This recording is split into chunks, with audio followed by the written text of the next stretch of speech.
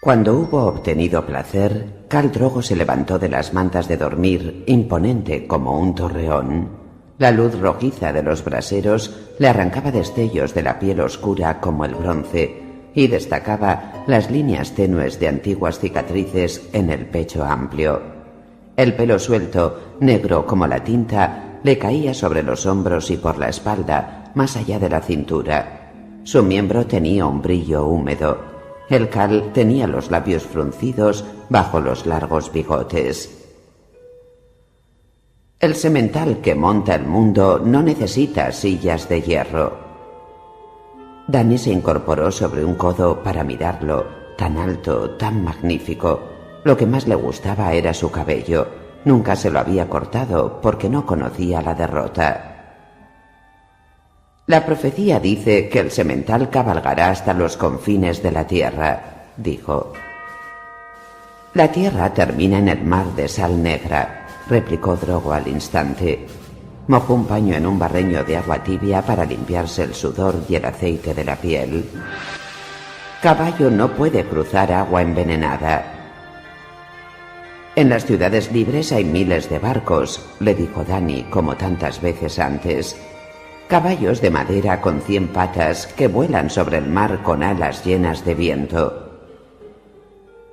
No hablaremos más de caballos de madera y sillas de hierro. Khal Drogo no quería oír hablar de aquello. Soltó el paño y empezó a vestirse. Hoy iré a la hierba a cazar, mujer esposa, anunció mientras se ponía un chaleco pintado y se abrochaba un cinturón ancho hecho de medallones de plata, oro y bronce. Sí, mi sol y estrellas, dijo Dany. Drogo y sus jinetes de sangre iban a cabalgar en busca del Rakhar, el gran león blanco de las llanuras. Si regresaban triunfantes, su señor esposo estaría de excelente humor y quizá entonces la escuchara. Él no temía a las bestias salvajes, ni a ningún hombre que respirase, pero el mar era otra cosa. Para los Dothrakis, el agua que los caballos no podían beber era agua contaminada. Las llanuras ondulantes y verdosas del océano les inspiraban una repulsión supersticiosa. Drogo era más audaz que cualquier otro señor de los caballos en casi todos los sentidos, pero no en aquel. Si ella consiguiera subirlo a un barco... Cuando el Khal y sus jinetes de sangre se marcharon con sus arcos, Dany llamó a las doncellas.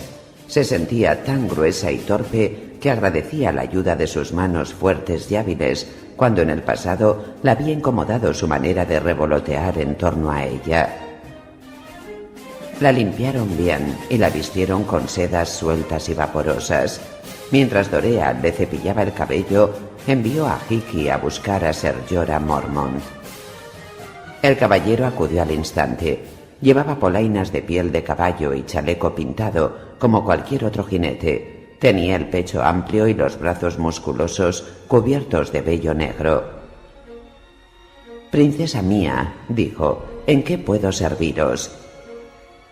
«Quiero que habléis con mi señor esposo», dijo Dany. «Drogo dice que el semental que monta el mundo gobernará sobre todas las tierras y no tendrá por qué cruzar las aguas envenenadas. Habla de llevar el Khalasar al este cuando nazca Rhaego, para saquear las tierras que rodean el mar de Jade. El Khal no ha visto jamás los 7 reinos, dijo al final el caballero, que se había quedado pensativo. Para él no significan nada. Si alguna vez piensa en ellos, sin duda los imagina como islas, como unas cuantas ciudades pequeñas erigidas sobre rocas, como Lorath o Lys, y rodeadas de mares tormentosos. Las riquezas del este le parecen una perspectiva más tentadora. «Pero debe ir hacia el oeste», insistió Dany desesperada. «Por favor, ayudadme, tengo que hacer que lo entienda». Ella nunca había visto los 7 reinos, igual que Drogo, pero sentía que los conocía tras escuchar todas las historias que le contara su hermano. Viserys le había prometido 1000 veces que algún día la llevaría allí, pero estaba muerto y sus promesas habían muerto con él. Los Dothrakis hacen las cosas cuando creen conveniente y por los motivos que consideran convenientes, respondió el caballero. Tened paciencia, princesa, no cometáis el mismo error que vuestro hermano. Volveremos a nuestro hogar, os lo prometo. ¿Hogar? Aquella palabra la entristecía. Ser Llora tenía su isla del oso, pero ¿cuál era el hogar para ella? Unas cuantas historias, nombres recitados con la solemnidad de una plegaria, el recuerdo cada vez más lejano de una puerta roja. ¿Sería Baes Dothrak su hogar para siempre? Cuando miraba a las viejas del Dos Caleen, ¿estaba contemplando su futuro? Ser Llora debió de advertir la tristeza en su rostro. Durante la noche ha llegado una gran caravana a Kaleesi, 400 caballos que vienen de Pentos, pasando por Norvos y por Koor, bajo el mando del capitán mercante Bian Botiris. Puede que Ilirio haya enviado alguna carta. ¿Queréis ir al mercado occidental? Sí, dijo Dany animada. Me encantaría. Los mercados cobraban vida siempre que llegaba una caravana. Nunca se sabía qué tesoros llevaban los mercaderes y le gustaría volver a oír hablar en valiriano como en las ciudades libres. Irri, que me preparen una litera. Avisaré a vuestro Cas, dijo Ser Llora al tiempo que se retiraba. Si Khal Drogo hubiera estado con ella, Dany habría ido montada en la plata. Las madres Dothrakis iban a caballo casi hasta el momento del parto, y ella no quería parecer débil a los ojos de su esposo. Pero el Khal estaba de caza, y era agradable tumbarse sobre cojines suaves y dejarse llevar por Baes Dothrak bajo cortinas rojas que la protegían del sol. Ser Llora montó y cabalgó junto a ella, con los 4 jóvenes de su Cas y las doncellas. Era un día cálido y sin nubes. El cielo tenía un profundo color azul. Cuando soplaba el viento, le traía los olores deliciosos de la tierra y la hierba. La litera pasó bajo los monumentos robados que proyectaban sombras en el camino.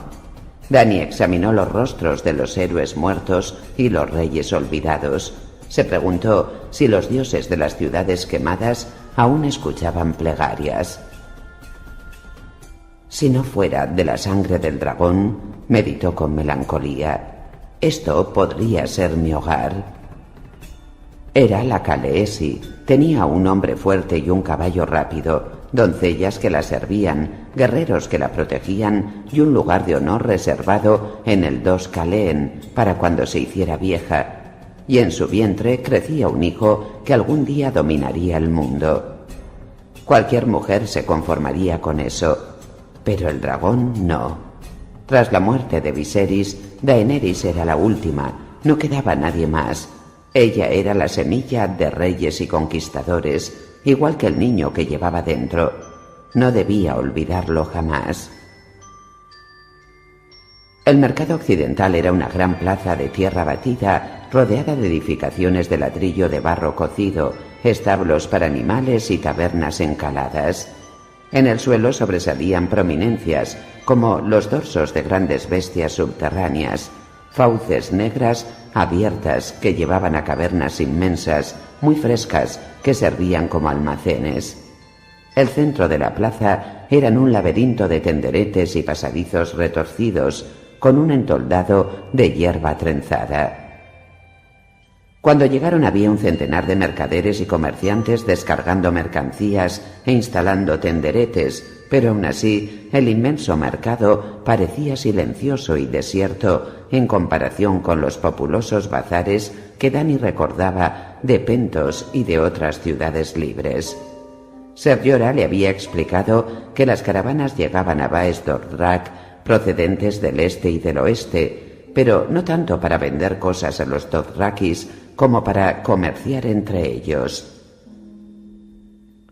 Los jinetes los dejaban ir y venir sin molestarlos, siempre que respetaran la paz de la ciudad sagrada, no profanaran la madre de las montañas ni el vientre del mundo, y honraran a las viejas del Dos Caleen con los tradicionales regalos de sal, plata y semillas. Los Dothrakis no acababan de comprender aquello de la compra y la venta. A Dani le gustaba el exotismo del mercado oriental, con sus extrañas formas, sonidos y olores. Solía pasar allí muchas mañanas, mordisqueando huevos de árbol, empanadas de saltamontes y fideos verdes, escuchando las voces agudas y ululantes de los vendedores de pócimas, contemplando las manticoras en sus jaulas de plata, los inmensos elefantes grises y los caballos con rayas blancas y negras de Jogos Nai.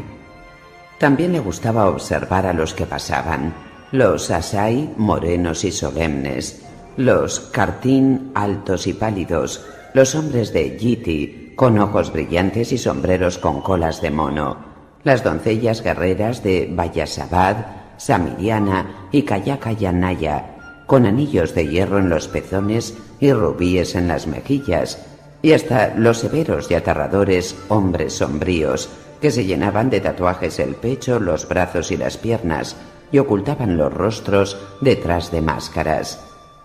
El mercado oriental era para Dani un lugar lleno de magia y maravillas. En cambio, el mercado occidental olía a hogar. Cuando Irri y Hiki le ayudaron a bajarse de la litera, olfateó el aire y reconoció los olores penetrantes del ajo y la pimienta, aromas que recordaron a Dani los días lejanos en los callejones de Tiros y Mir y la hicieron sonreír. Por debajo de aquellos olores le llegó también el de los perfumes dulces y embriagadores de Lis. Vio esclavos que transportaban rollos de intrincado encaje de mir y de lanas finas en una docena de colores vivos. Los guardias de la caravana vagaban por los pasillos entre los tenderetes con cascos de cobre y túnicas hasta la rodilla de algodón amarillo acolchado, con las vainas de las espadas vacías colgadas de los cinturones de cuero. Tras uno de los tenderetes, un armero exhibía corazas de acero con ornamentos de oro y plata y yelmos trabajados para darles forma de cabezas de animales. Junto a él había una joven hermosa que vendía joyería de oro de Lannisport, anillos, broches, torques y medallones exquisitamente labrados, perfectos para hacer cinturones. Vigilaba el tenderete un corpulento eunuco, calvo y mudo, vestido con ropas de terciopelo empapadas de sudor, que miraba con el ceño fruncido a todo el que se acercaba. Al otro lado del pasillo había un grueso comerciante de tejidos de yiti, que regateaba con un pentosi por el precio de un tinte verde. La cola de mono de su sombrero se movía de un lado al otro cada vez que sacudía la cabeza. De pequeña me encantaba jugar en el bazar, contó Dani a Ser Jorah mientras deambulaban por el pasillo sombreado entre los tenderetes. Aquello estaba tan vivo, tantas personas gritando y riendo, tantas cosas maravillosas a la vista, aunque rara vez teníamos dinero para comprar nada. Bueno, excepto una salchicha de cuando en cuando, o dedos de miel. ¿En los 7 reinos hay dedos de miel como los que preparan en Tiros? Son unos pastelillos, ¿verdad? No sabría deciros, princesa. Hizo una reverencia. Si me disculpáis un instante, voy a ver al capitán por si trae cartas para nosotros. Muy bien, os ayudaré a buscarlo. No hace falta que os molestéis. Ser Jorah apartó la vista, nervioso. Disfrutad del mercado. Me reuniré con vos en cuanto termine con este asunto. Qué curioso, pensó Dani mientras veía cómo se alejaba a zancadas entre la muchedumbre. No entendía por qué no quería que lo acompañara. Quizás Ser Jorah quisiera buscar una mujer después de hablar con el capitán mercante. A menudo, con las caravanas viajaban algunas prostitutas, eso sí lo sabía, y a algunos hombres les daba vergüenza que se vieran sus relaciones. Se encogió de hombros. Vamos, dijo Dani a los demás y reanudó el paseo por el mercado, seguida por sus doncellas. «Oh, mirad», exclamó dirigiéndose a Dorea. «A esas salchichas me refería». Señaló en dirección a un tenderete tras el que una mujercita arrugada asaba carne y cebollas sobre una piedra caliente. Las preparan con mucho ajo y chiles picantes. Encantada con su descubrimiento, Dan insistió en que todos probaran las salchichas. Las doncellas devoraron las suyas entre sonrisas y risitas, aunque los hombres de su casa olisquearon la carne con desconfianza. «El sabor es diferente al que recordaba», dijo Dani tras los primeros mordiscos. «En Pentos las preparo con cerdo», dijo la anciana, «pero todos mis puercos murieron en el mar Dothraki. Estas son de carne de caballo, Khaleesi, pero las condimento igual». «Vaya», suspiró Dani decepcionada.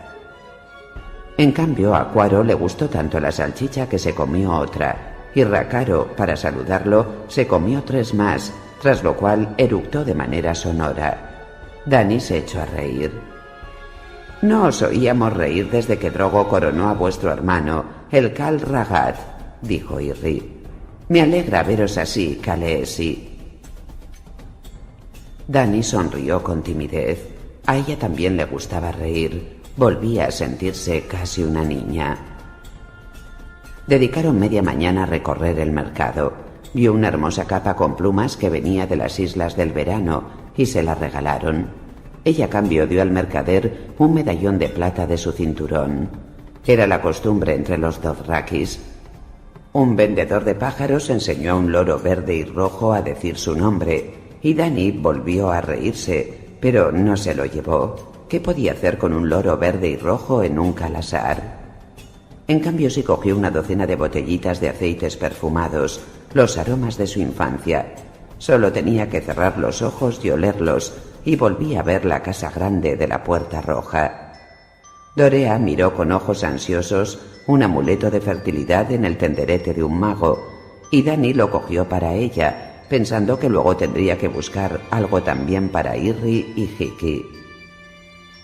Al doblar una esquina se encontraron con un mercader que ofrecía diminutos vasitos de su mercancía a los transeúntes.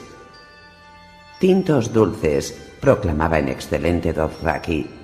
«Tengo tintos dulces de lis, de volantis y del rejo, blancos de lis, coñac de peras de tiros, vino de fuego, vino de pimienta, néctares verdes de mir, cosechas de bayas ahumadas y agrios de andal. Tengo de todo, tengo de todo». Era un hombrecillo menudo, esbelto y atractivo, con el cabello rubio rizado y perfumado a la moda de Lis. Cuando Dani se detuvo ante su puesto, hizo una profunda reverencia.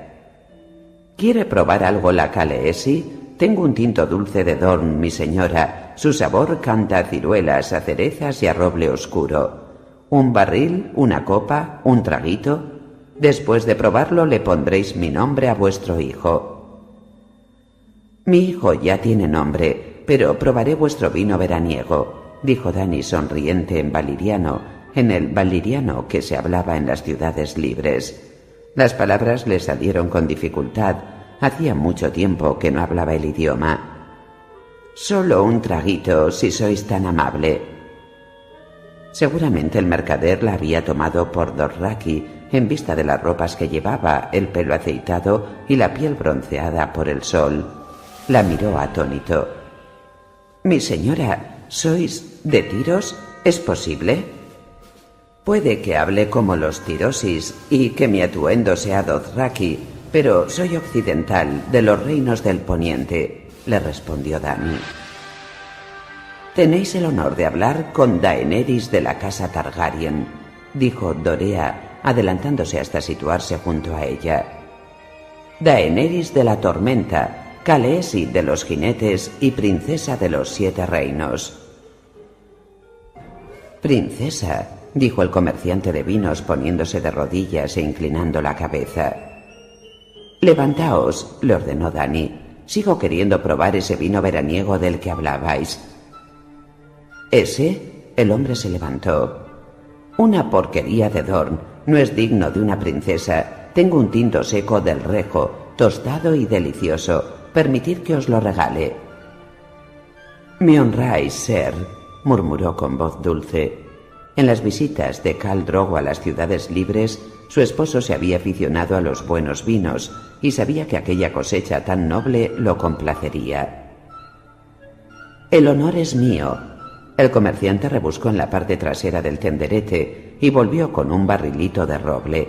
Llevaba grabado en fuego un racimo de uvas. «El blasón de los Redwine», dijo. «Del Rejo no hay bebida mejor». «Khal Drogo y yo lo tomaremos juntos. Ago, pon esto en mi litera, por favor».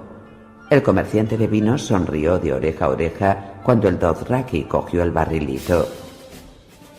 Dany no se dio cuenta de que Ser Jorah había regresado hasta que oyó su voz. «No». Tenía un tono extraño, brusco. «Ago, deja ese barril aquí». Ago miró a Dany. Ella asintió titubeante. «¿Sucede algo, Ser Jorah?» «Tengo sed. Ábrelo, mercader». «El vino es para la Khaleesi, Ser», replicó el comerciante con el ceño fruncido. «No para personas como vos». «Si no lo abres ahora mismo», dijo Ser Jorah acercándose más al puesto, «lo abriré yo, con tu cabeza». No llevaba armas, estaban en la ciudad sagrada, solo tenía sus manos, pero con las manos le bastaba. Eran grandes, duras, peligrosas, con los nudillos cubiertos de vello negro. El mercader titubeó un momento, cogió el martillo y rompió el tapón del barrilito. «Sirve», ordenó Ser Jorah. Los 4 jóvenes guerreros del Khas de Dany se situaron tras él, con el ceño fruncido, y lo miraron fijamente con los ojos oscuros y almendrados. «Sería un crimen beber un vino como este sin dejar que se airease», dijo el comerciante de vinos, que no había soltado aún el martillo. «Haz lo que dice Ser Jorah», ordenó Dany. Jogo se había llevado la mano al látigo, pero ella lo detuvo con un leve toque en el brazo. La gente empezaba a pararse para mirar. «Como ordene la princesa», dijo el hombrecillo dirigiéndole una mirada rápida y hosca. Tuvo que soltar el martillo para coger el barrilito. Sirvió 2 vasitos de cata diminutos, con tanta habilidad que no se derramó ni una gota. Ser Jorah cogió uno y olfateó el vino con el ceño fruncido. «Dulce, ¿eh?», comentó el mercader con una sonrisa. «¿Captáis el olor afrutado, Ser? Es el perfume del Rejo. Probadlo, mi señor, y decidme si no es el mejor vino, el más delicioso que haya llegado a vuestra boca». «Pruébalo tú primero», dijo Ser Jorah ofreciéndole el vaso. «¿Yo?», el hombrecillo se echó a reír. «Yo no soy digno de una cosecha como esta, mi señor, y mal comerciante de vinos es aquel que bebe sus mejores caldos». Su sonrisa era amistosa, pero Dany vio que tenía la frente perlada de sudor. «Vas a beber», dijo Dany, fría como el hielo. «Apura el vaso, o diré que te sujeten mientras Ser Jorah te vacía el barril entero en el gaznate». El vendedor de vinos se encogió de hombros, extendió la mano para coger el vaso y en su lugar agarró el barrilito y lo lanzó contra ella con todas sus fuerzas. Ser Jorah se tiró contra ella para apartarla de la trayectoria. El barrilito le dio en el hombro y fue a estrellarse contra el suelo. Dany se tambaleó y perdió el equilibrio.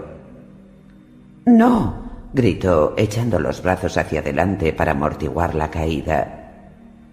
Y Dorea la agarró por el brazo y tiró de ella hacia atrás, de manera que cayó sobre las rodillas, no sobre el vientre. El mercader saltó por encima del tenderete y trató de huir entre Ago y Rakaro. Cuaro echó mano del arac que no llevaba cuando el hombrecillo rubio lo empujó para pasar. Corrió por el pasillo entre las tiendas. Dany oyó el restallar del látigo de Jogo y vio cómo la serpiente de cuero se enroscaba en torno a la pierna del comerciante, que cayó de bruces. Una docena de guardias de la caravana corrieron hacia ellos. Al frente iba su jefe, el capitán mercante Bian Botiris, un menudo Norbosi con piel como el cuero viejo y bigotes azulados que le llegaban hasta las orejas. Pareció entender qué pasaba sin que nadie dijera ni palabra. «Llevaos a este para que el Khal disponga de él», ordenó señalando al hombre caído. 2 de los guardias pusieron al hombre en pie. «Sus bienes son vuestros, princesa», siguió el capitán mercante. Es poca compensación, ya que ha sido uno de mis hombres quien ha intentado semejante cosa. Dorea y Hiki ayudaron a Dani a ponerse en pie. El vino envenenado se seguía derramando en la tierra. —¿Cómo lo supisteis? —preguntó temblorosa a Ser Jorah. —¿Cómo?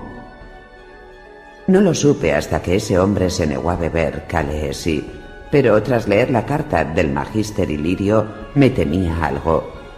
Los ojos oscuros escudriñaron los rostros de los desconocidos que los rodeaban en el mercado. —Vámonos, es mejor no hablar aquí. Dani estaba al borde de las lágrimas. Volvía a tener en la boca un sabor conocido, el del miedo. El miedo a Viserys, que la había dominado durante años, el miedo a despertar al dragón. Aquello era todavía peor. No solo temía por ella misma, sino también por el bebé. Este debió de percibir su inquietud, porque se movía intranquilo en su interior. Dani se acarició el vientre, deseando poder tocarlo, calmarlo. —Eres de la sangre del dragón, pequeño —susurró mientras la litera se mecía con las cortinas echadas—. Eres de la sangre del dragón, y el dragón no tiene miedo. Una vez en la caverna subterránea que era su hogar en Baes Dothrak, Dani ordenó que la dejaran a solas con Ser Jorah. —Decidme —ordenó al tiempo que se acomodaba sobre los cojines—, ¿ha sido el usurpador? Sí. El caballero le mostró un pergamino doblado. Una carta para Viserys, del Magister Illyrio. Robert Baratheon ofrece tierras y un título de lord por vuestra muerte o la de vuestro hermano. ¿La de mi hermano? Su sollozo fue casi una carcajada. No lo sabe aún, ¿eh? El usurpador tendrá que nombrar Lord a Drogo. Ahora la carcajada fue casi un sollozo. Se estrechó el vientre con gesto protector. ¿Y a mí? ¿Solo a mí? A vos y a vuestro hijo, dijo Ser Jorah sombrío. No, no hará daño a mi hijo. Se prometió que no lloraría, que no temblaría de miedo. El usurpador ha despertado al dragón, se dijo, y desvió la mirada hacia los huevos de dragón que reposaban en sus nidos de terciopelo. La luz titubeante de la lámpara arrancaba destellos de las escamas pétreas como chispas de jade, de rubí, de oro. ¿Fue una locura nacida del miedo lo que la dominó en aquel momento? ¿O tal vez una extraña sabiduría enterrada en su sangre? Dani no habría sabido decirlo. Ser Jorah, encended el brasero, se oyó decir. ¿Khaleesi? El caballero la miró extrañado. Hace mucho calor, ¿estáis segura? Sí. Dani jamás había estado tan segura de nada. Siento escalofríos. Encended el brasero. A vuestras órdenes, dijo el caballero con una reverencia. Cuando el fuego estuvo encendido, Dani despachó a Ser Jorah. Para lo que iba a hacer necesitaba estar sola. Esto es una locura, se dijo al tiempo que cogía el huevo negro y escarlata. Se romperá y arderá, y es tan hermoso. Ser Jorah pensará que soy tonta por estropearlo, pero... Acunó el huevo entre las manos, lo llevó ante el brasero y lo puso sobre los carbones al rojo. Las escamas negras parecieron brillar al absorber el calor. Las llamas lamieron la piedra con diminutas lenguas rojas. Dani colocó los otros dos huevos junto al negro sobre el fuego. Se alejó del brasero y contuvo la respiración. Se quedó mirando hasta que las ascuas se convirtieron en cenizas. Algunas chispas flotaron en torno a los huevos y el calor dibujaba ondulaciones sobre ellos. Nada más. Vuestro hermano Raegar fue el último dragón, le había dicho Ser Jorah. Dani contempló los huevos con tristeza. ¿Qué había esperado? Los huevos habían estado vivos hacía 1000 años, pero ya no eran más que piedras hermosas. De ellos no saldría jamás un dragón. Un dragón era aire y fuego, carne viva, no piedra muerta. Cuando Khal Drogo regresó, el brasero volvía a estar frío. Koyo llevaba por las riendas un caballo cargado con el cuerpo de un gran león blanco. Las estrellas empezaban a brillar en el cielo. El Khal se bajó de su semental entre carcajadas y mostró a Dany los arañazos en la pierna, allí donde las garras del Racar habían traspasado el tejido de las polainas. «Te haré una capa con su piel, luna de mi vida», juró.